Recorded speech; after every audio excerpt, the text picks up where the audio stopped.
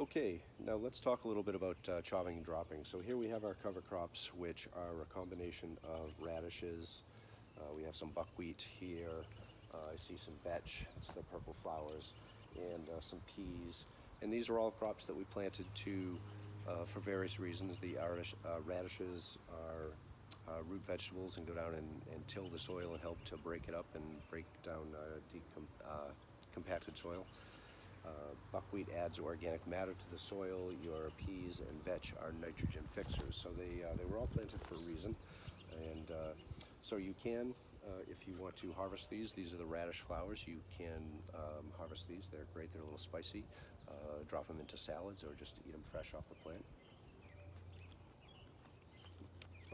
And occasionally you can, if you want to pull up some radishes, here's one. So again, we can obtain a yield here while we're chopping and dropping our cover crops.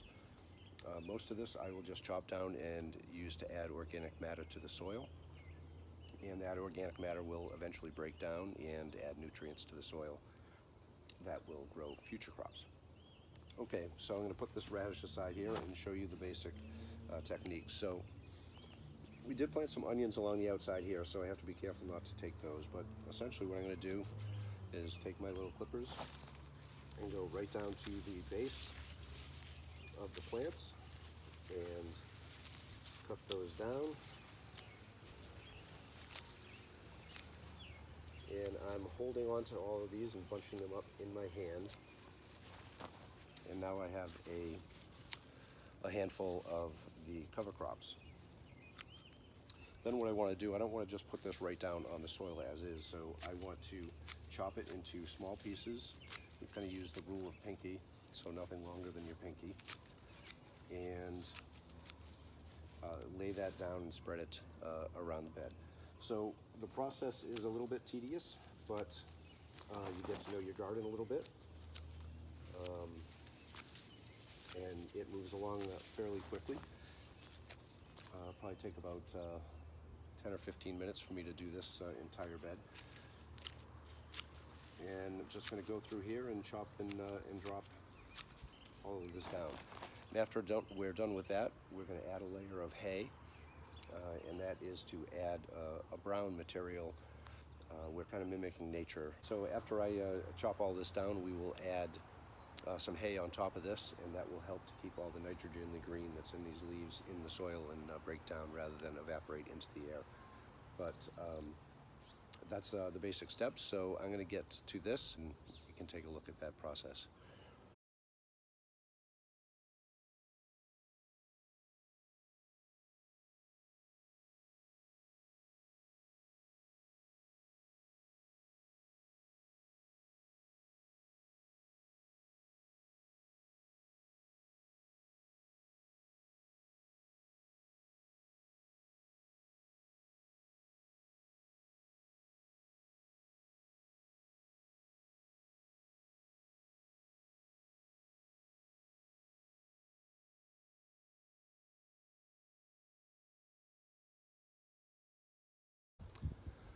I finished chopping and dropping all of our cover crops, and now we have this nice thick blanket of green, nitrogen-rich organic matter that will help protect our soil, suppress weeds, keep moisture in, as well as add nutrients to the soil.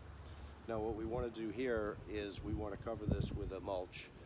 Typically, in talking about soil building, we talk about nitrogen-rich organic matter, which are we call greens, like this, fresh, live, nitrogen-filled plant matter, and browns, which are dried grass, straw,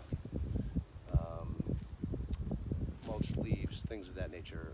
And so what we want to do when we add all of this organic matter to our soil, we want to add equal amounts of a brown to do a couple of things, to balance it out in the soil building aspect, but also a nice layer of brown mulch on top of this will help to allow this nitrogen to break down and go into the soil as opposed to evaporate into the atmosphere, which is what happens when green plants dry out and turn brown. So we want to capture that nitrogen, so I am going to go ahead and spread some straw on this bed.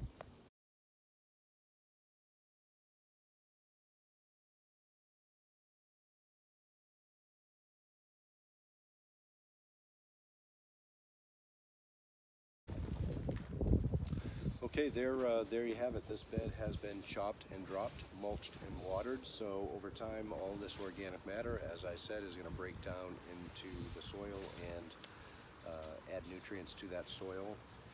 This is a slow process. This is actually feeding the garden more for next year, so it's building every year. You're doing the same things to maintain this soil fertility over time. But how to plant into this, essentially it's pretty easy though. You can just create a little space in your mulch, dig your hole and put your plant there, and now you've got this heavy bed of mulch that's going to help to prevent weeds, hold in moisture, and over time feed the soil. So, if you have any questions about this or any other technique or strategy that we talked about here in our videos, please contact us. Our website is grownashua.org. Thank you for watching.